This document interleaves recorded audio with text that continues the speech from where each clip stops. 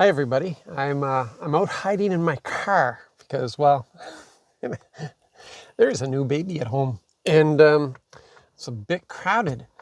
There's 8 kids now living at home, and 3 adults, so 11 of us, makes for a full house. So I'm out in the car doing these videos today, and I'm sorry this one is late, but the baby came home yesterday, and so we're just playing catch up at the moment. So we're reading through Luke 14 and 15. And these are parables of the lost. And there's, we have the lost sheep, the lost coin, and the lost son, otherwise known as the prodigal son, but I like to refer to as the lost son.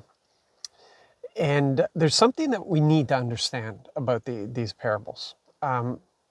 In order for something to be lost, it had to have been possessed. So if I lost money, that meant I had that money at one time. If I lost my dog, it means I had my dog at one time.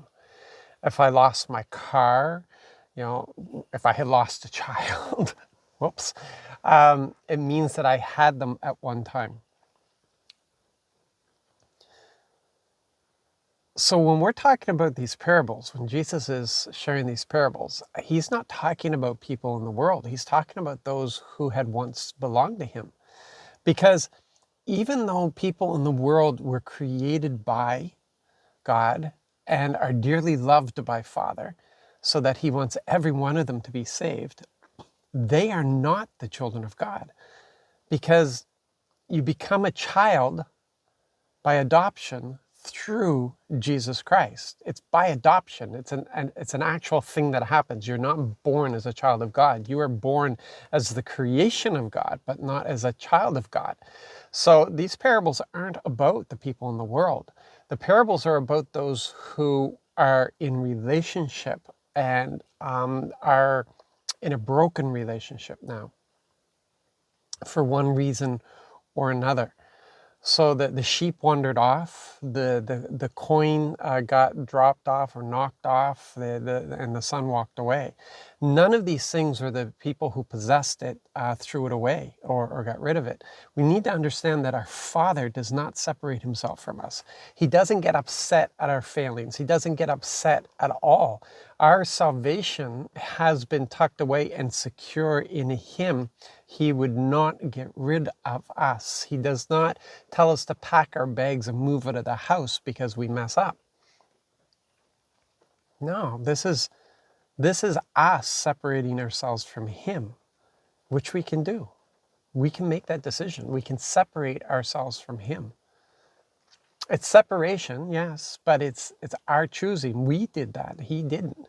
And you notice that when these things are found, when they return, when they come back, it's a huge celebration. And this is where the church, this is where we as a church, we've got to just, we've got to study the gospel, okay? We've got to study the Bible. We've got to study what Jesus did and what he taught, because we don't get this right very often.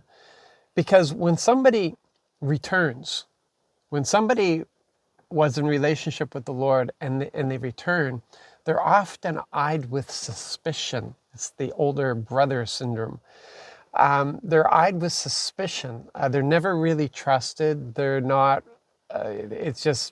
they're not restored back to that same position. And when we look at the Father with the son who had wandered off, the son who had left, we see that he automatically restored him. He wouldn't even entertain his son's idea of coming back as a servant. He restored him, sandals, the cloak, the whole thing. He just restored him back into that place and had a huge celebration. We've got to get it in our heads. It doesn't matter whether we feel that person should be restored or not.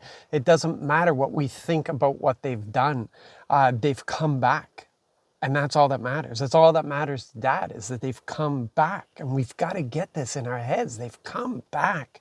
It's a celebration, people. It's not, okay, well, you know, you're going to have to pay penance. You're going to have to do this. You're going to have to sit over there in the corner until you prove that, you know, this is right and this is true. You're going to have to answer a barrage of questions. You're going to have to have this and that. And the Father automatically restored the Son. How many times do you forgive? Jesus said 70 times 7. Infinity. Infinity. And for some reason, we want to put a limit on that. Yeah, we got to get this right. Because start doing it right, people. You guys be blessed. Be encouraged. Have an excellent day. It's a little rainy. It's a little cold. But we're alive and we're blessed. And Jesus loves us and possesses us. And we possess him. Can't be any better news than that.